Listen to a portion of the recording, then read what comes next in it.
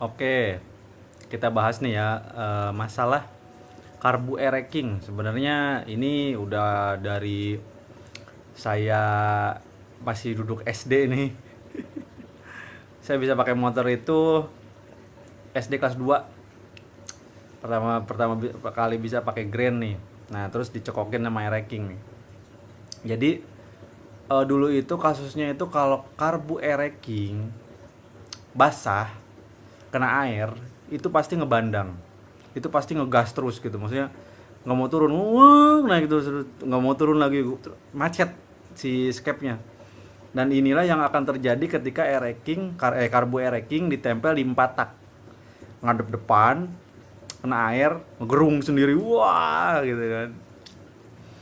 Sebenarnya ini udah kasus lama, kasus yang, maaf ini saya sambil makan ya, makan cemilan. Nah, jadi sebenarnya ini udah kasus yang lama dan teman-teman yang asar-asar 2 tak terutama ereking ini saya yakin udah paham lah ke arah situ gitu. Terus apa aja sih penyebabnya ketika karbo ereking itu sering ngejerit gitu, sering ngebandang gitu, dia selain settingan irit gitu kan, maksudnya pilot jetnya kecil banget. Nah itu kadang-kadang hidup susah, begitu hidup ngebandang dia, apa sih bahasanya ya, RPM-nya langsung tinggi gitu. Nah itu di luar ngeror ya, maksudnya itu mah tetap kesalahannya pilot jet main jet kan. Kalau masalah air ya kita udah tahu lah, pasti dibuka juga ada air ya, itu dibersihin aja gitu. Cuman di masalah lain, nah ini yang teman-teman harus eh, coba memahami lebih dalam. Yang pertama, biasanya ada karbu. Sekarang nih orang-orang teknik tuh udah pada jago ya. Si apa namanya? Karbu itu kalau nozzle-nya udah rusak, biasanya direcoil ulang. Nah, recoilnya itu biasanya menceng, brother. Saya nemuin beberapa kasus mereka sudah recoil, hasilnya rapi, cakep, cuman miring. Maksud nggak? Misalkan nih, ini hidung saya nih bolong nih. Misalkan harusnya di tengah kayak gini kan. Nah, dia agak ke kiri gitu. Jadi pas begitu jarum masuk, dia miring. Nah, posisi jarum otomatis kan nggak lancar tuh, kejepit. Nah, biasanya kalau untuk digas mah enak, pak, pak, pak. Cuman pas begitu turun mentok, nah dia tuh rada-rada ngegantung, kayak misalkan si langsamnya diputer, jadi ngambang skepnya. Nah, itu piston skepnya. Jadi bener-bener dia masih ada sisa gas, masih ngegerung gitu, nggak mentok. Nah, itu temen-temen harus perhatikan di situ. Kalau misalkan mau cari jasa recoil, teman-teman minta garansi. Biasanya bisa, di mereka bisa. Nanti kalau misalkan menceng ke sini atau menceng ke sana, nanti dibenerin sampai lurus tuh ngaruh banget itu. Itu satu. Nah, yang kedua, kadang nih ini sepele banget tapi teman-teman lupa gitu. Kalau di carbo ereking itu ada jalur kereta api. Coba spill bang, apa sih yang dimaksud jalur kereta api? Katanya enggak, itu mau bahasa aneh doang. Jadi di situ ada jalur piston scape-nya. Piston scape kan ada coak ya. Selain coak yang untuk langsam di bagian bawah, dia ada apa namanya? Garis ya, garis kecil ya. Nah, itu di sini nih. Nih. Kelihatan nggak? Ini ada titik nih. Nih, ada titik ini nih. Nah, kalau karbu lawas, karbu 29N, karbu Ereka, karbu Cobra, karbu Master ya. Mau serinya 3K 29N, terserah lah, pokoknya karbu lawas, intinya karbu copotan. Nih, teman-teman harus perhatiin. Dia kan di dalamnya pasti nongol kan. Di dalamnya tuh ada sisa si pen itu kecil kayak jarum. Jadi pennya itu nongol. Nah, itu biasanya pennya habis. Kalau si pennya habis, posisi piston cap itu kan coaknya nggak semua coak ya, maksudnya nggak rata bulat gitu. Dan posisi di bagian pistonnya gini nih. Nah, gini nih. Kan piston cap itu nggak semua rata begini ya. Iya nggak? Nah, tuh, dia ada yang ke atas kan. Maksud nggak? Tuh, ini rata. Nah, ini yang coak ya. Nah, ketika dia masuk ke jalurnya, tep nempel ya ke bawah. Otomatis kan dia nutup nih. Iya bener nggak? Posisinya nutup ya. Misalkan dia nutup nih, kondisi kayak gini nutup. Tep digas, tutup. wah tutup. Nah, kalau si jalur ini yang tadi kita bilang pennya ini dia habis, otomatis pas digas, tep lepas dia muter skepnya. Nah, misalkan pas jatuhnya ke bawah itu pas bagian yang nggak menutupi, maksud nggak?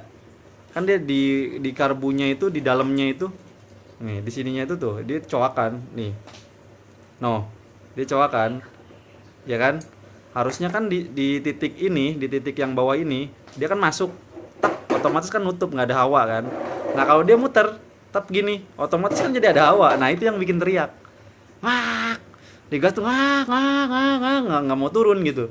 Nah dia muter nih, jadi coakannya ini hilang nih. Terus yang sering seret nih, saya ingetin nih, piston skep itu sebenarnya nih, ini realita aja ya. Jadi ini kan nggak baret nih, tuh cakep, dia nggak baret. Nah suka ada yang baret kan atasnya. Nah biasanya itu dari tali gas nih, tali gasnya nggak presisi bisa dari atas. Terus pernah ada kotor dipasang terus bisa baret, gitu. Jadi dia nggak lurus gini, otomatis dia ketarik. Kayak misalkan arahnya ke sono, ketarik seret gitu. Jadi baret dia sebelah doang biasanya. Nah itu sebenarnya nggak terlalu berpengaruh brother. Maksudnya kalau untuk rasa ya, kalau untuk fungsi ya namanya originalnya nggak lecet, terus tiba-tiba lecet ya pasti ada pengaruh gitu. Cuman kalau untuk rasa, sepengetahuan saya sampai baret atasnya banyak pun nggak masalah, enak gitu maksudnya. Bukan enak-enak aja tapi enak biasa aja gitu. Ya jadi teman-teman nggak usah mempermasalahkan yang masalah baret. Nah ini juga ada baretnya di bawah nih sedikit. Nah ini nggak masalah ya. Yang penting saya udah ingetin, jarum nggak usah dimacem-macemin, nggak usah di ini-iniin, karena jarum ori itu sekarang harganya udah 150 up ya, baru, dan bekasnya pun nyarinya susah ya. Mungkin di sebagian pedagang ada, cuman emang nggak semua punya ya. Jarum ini jangan diapa-apain. Dan ciri-ciri piston skep yang ori, dia ada tulisannya 2.5 ya, kalau nggak ada berarti KW. Kayak gitu aja sih kalau di bagian ini. Jadi next teman-teman, kalau misalkan kok karbu saya sering ngebandang bang, karbu saya sering RPM tinggi mulu gitu kan, nggak pernah kalem nih karbunya kan, rusuh mulu gitu kan, gitu. Atau misalkan karbunya itu ngancing di saat hujan, karbunya itu nggak ngancing itu maksudnya dia nggak mau turun ya, tetap RPM-nya tinggi terus, itu di saat dingin. Nah itu benerin lagi pilot jet main jetnya, biasanya ngembun parah, di situ air banyak. Karena kalau di bagian piston skep itu udah ada air, dia seret, nggak mau. Kalau digas tuh gimana ya, enak aja gitu. Kalau misalkan nggak ada kendala tuh set ceplok. Nah kalau di Dota kan gitu, kita tinggal gas teplok. Nah ini teman-teman nih sering nyepele ini hati-hati nih, ini terjadi sering banget di owner yang pemula ya. Motor lagi diem nih, itu jangan sering diceplok teplok, maksud nggak ya? Motor lagi diem nih, nggak hidup, tiba-tiba pegang gas, teplok, atau kopling juga sering banget kan, ceplak gitu-gituin. Itu hati-hati teman-teman, serius, itu hati-hati, itu bisa merusak ya, karena ya lumayan tipis. Saya pernah nemuin sekali itu jebol, jadi pernya kenceng banget, puk, terus ya aus juga sih, bisa aus juga gitu di bagian bawahnya gitu. Pernah ngalamin gitu. Intinya kalau motor lagi diem nggak usah dicepak-cepak gitu-gituin. Jadi gimana ya? Takut baret aja lah pokoknya mah, udah nggak usah macem-macem lah pokoknya mah. Kalau motor diem nggak usah teplok gitu kan. Ke baret juga ngaruh kan, emang kering kan posisinya kan. Kalau saran itu prinsip saya doang. Kalau teman-teman itu nggak ngaruh, nggak apa-apa, terserah, nggak apa-apa gitu, nggak masalah gitu ya. Jadi kalau saya pribadi, kalau motor lagi diem tuh, wrecking terutama, yang sering banget nih kejadian, gas ditepak-teplokin itu nggak perlu, jangan gitu, efeknya karena nggak baik gitu kan. Terus lagi diem kopling diteplak itu juga nggak perlu gitu kan. Terus yang lagi diem motor lagi standar 1 didudukin, nah itu hati-hati, bisa mengkong rangka. Sesepele itu wrecking, rangkanya bisa mengkong. Gimana sih cara kerjanya kok bisa didudukin sampai bengkong gitu? Sok cobain.